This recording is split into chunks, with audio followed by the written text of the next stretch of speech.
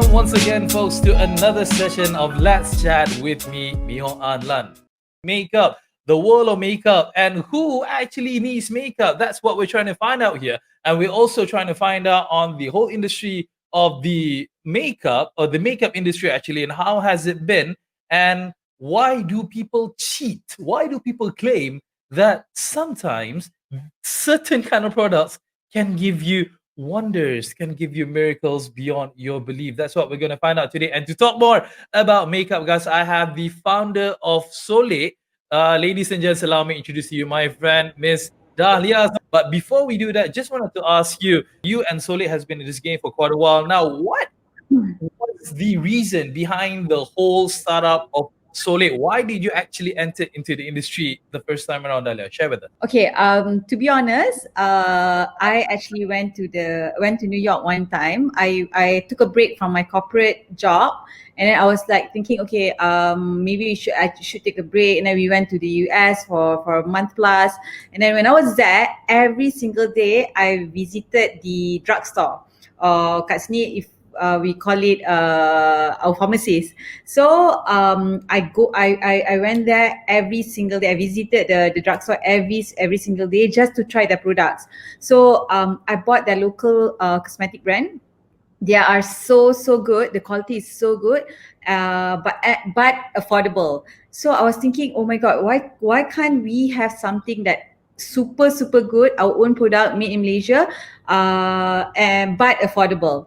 Because in Malaysia, back then, it's super cheap, but you don't know where they come from, or it's super expensive. So I want to find a way that we can produce something that is Malaysian made, quality is as good as international brands, and affordable. So that are the three main criteria that made me, let's do this. Mm-hmm. Yeah. And when you talk about makeup, actually, we come from a background of a culture that makeup are for girls. It's girls play. It's always for girls and everything. You being a woman, is that also part of the reason that is so easy for something for you to relate to? Like dealing with makeup, getting yourself into the makeup industry. If you think you're a man that you'll be able to do this, I know for a fact that your partner is actually your own brother, and he's into this business as well, right? Yes. Yeah, and it really helps that my husband is a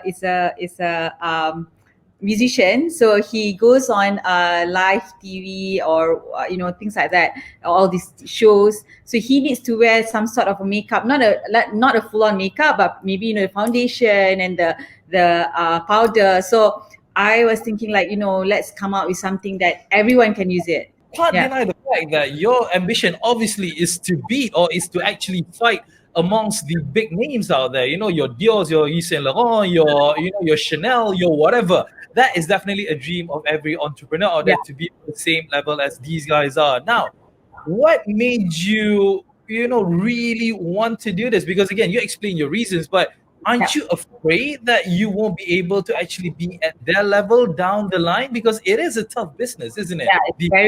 Yeah, it's very tough. And actually, to tell you the truth, I think the thing that is motivating me is the challenge of wanting to be in the same, probably the same par, but they take probably 20-30 years to get where they are right now in cosmetic business, because they are very huge. Like Chanel has, apart from cosmetic, they have like their fashion line and whatnot. So it took them like they started off with fashion line rather than cosmetic. So we are already 4 years old this year. So inshallah, probably 6 years down the road, maybe we can be in the same par. But what do you think about, there's a lot of new brands that's coming out there, local brands. I mean, people who have the same vision as you are, coming out with, different types of products. It's really tough even to make it down here in Malaysia itself, isn't it, Dahlia?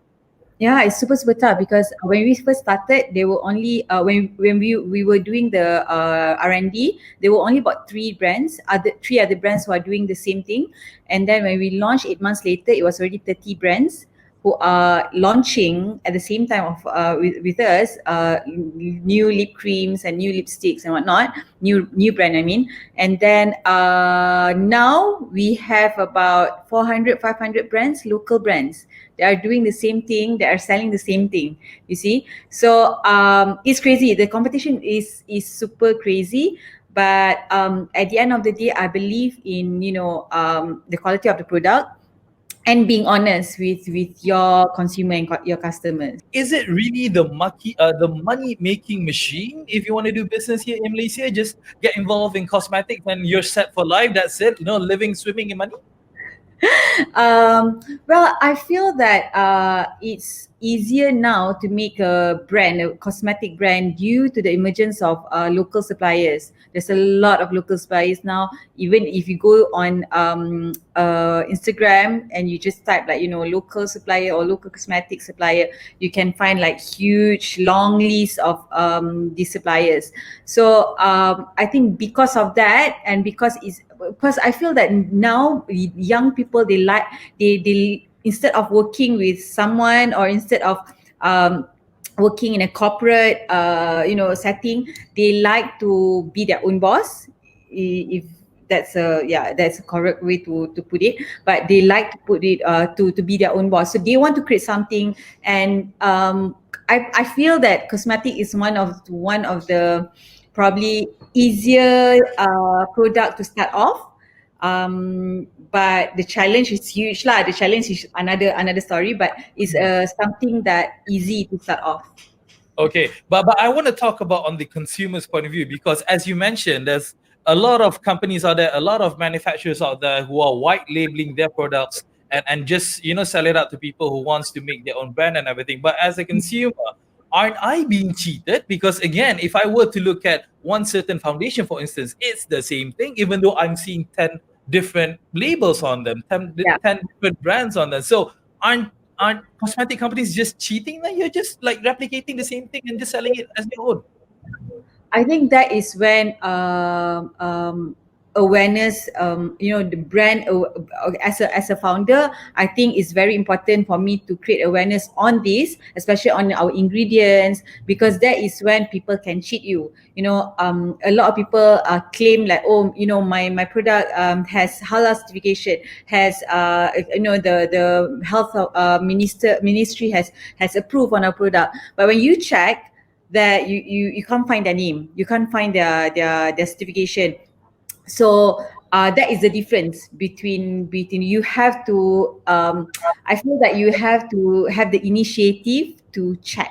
Sometimes a lot of companies out there, they like to overpromise things. They like to give miracle miracle things that could happen should you actually use their products. You can get whiter, you're gonna diminish all of your acne, you can get as beautiful as whoever it is out there. Now it's just lies, isn't it, for people to actually use this kind of terms? Dahlia, what do you think?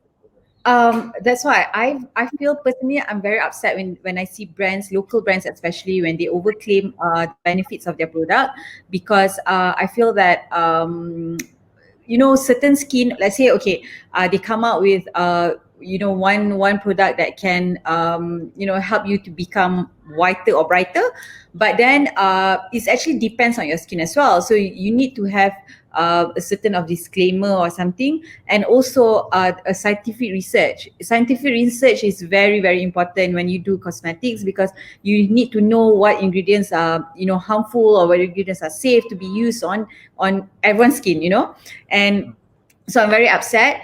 And I guess it's still happening now, even though that this problem has been emerging every now and then. I think because at the end of the day, it is due to lack of research and due to some sort of ignorance from all parties.